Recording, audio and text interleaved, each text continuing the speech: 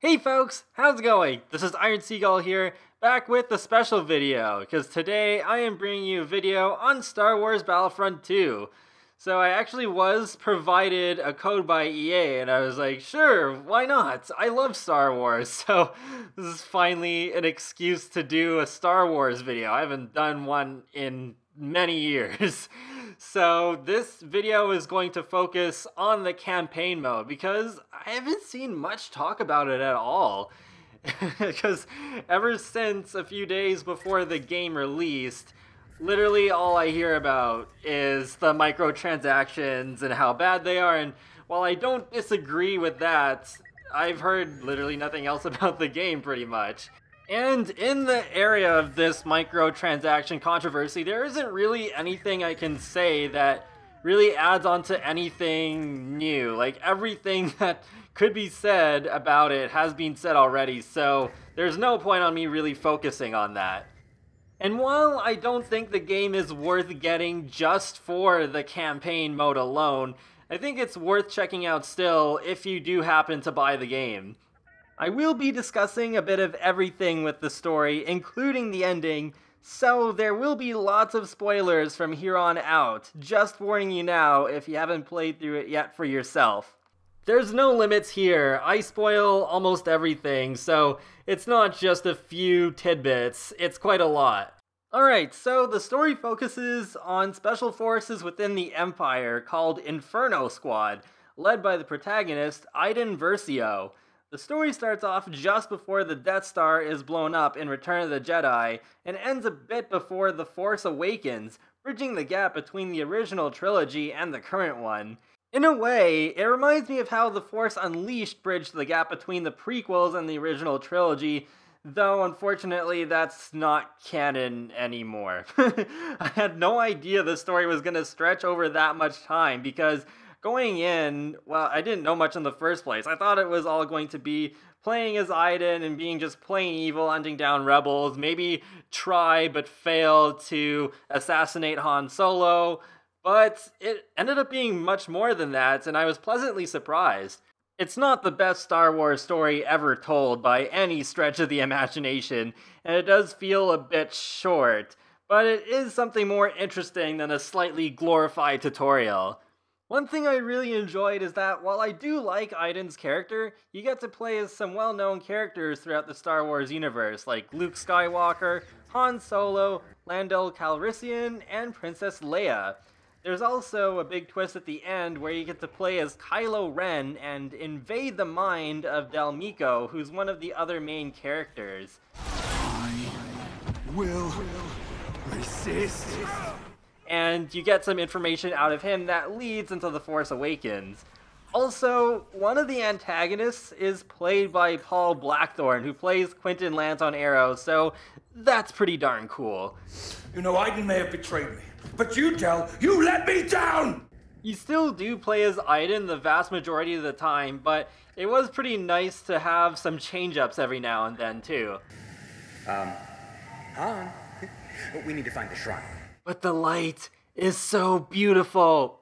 But speaking of light, actually, the story does take a bit of a different turn, because while you do initially start out at the Empire's side, you do turn and join the Rebels. So again, that is a bit of a similarity to The Force Unleashed. And the reasoning, I think, does make a bit of sense. Like, Iden does see her planet in the process of being destroyed just for the sake of sending out an intimidating message that the Empire is still not to be messed with, even though the Death Star is gone, and even though her home planet is still loyal to the Empire anyways. So yeah, it's like there's that, but it still feels a little bit fast. The turn does feel a little bit fast. One of my favorite parts of the campaign mode is that you do play a fairly important part in the Battle of Jakku, which you see the ruins of in The Force Awakens. And while it isn't explicitly named, it is implied that Del began his career with the Empire on the Battle of Scarif from Rogue One. So it is really nice how there's a lot of tie-in to the Star Wars universe, because this story is supposed to be canon. And it does make me more excited to watch The Last Jedi, which is coming out this week. So overall, while I wouldn't consider the campaign mode the best part of the game, I still enjoyed it quite a bit, and it was a nice way to ease into Battlefront 2, because I hadn't played a Battlefront game in quite a few months. I do like having a single player mode in these kinds of games, because I do want to practice a little bit before I go online, where I'll be constantly berated and mocked by gamers who are way better at this game than I am. So I do appreciate any opportunity to practice just by myself without pressure from other people. There is a new expansion to the campaign mode that was added through a free update this week,